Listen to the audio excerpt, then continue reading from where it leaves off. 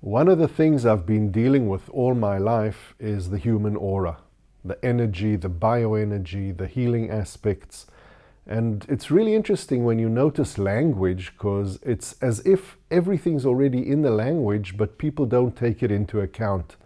And one example I'd love to give is to do with the energy that comes in and goes out of the human aura, which is basically ions, I-O-N. Now, ions are energy, and they can come from people's imagination, which is an image at ion, and from people's emotion, which is emoting at ion, and so many different things that people do on an ionic level. So for instance, a person could be somewhere and there are around him so many different impressions. Now an impression is an Impress.ion. I know it's im with an M, but in front of a P, N becomes M. So an Impress.ion, an impression, is some kind of energy coming from outside. It can be a billboard, it can be an advertisement, it can be anything that's coming your way from outside in, and it's pressing. That's why it's an Impress.ion.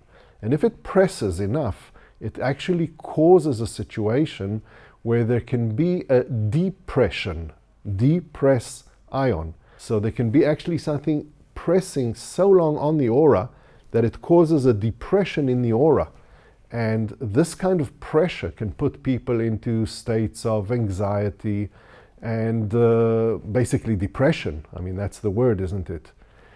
So comes the question, how do we do something about it? And actually it's also in the word, because if you want something to go out, to exit, then you want to have Express.ion, expression. So a really good way to inflate your aura, to create more energy inside, so it keeps things out from outside, is to have more expression.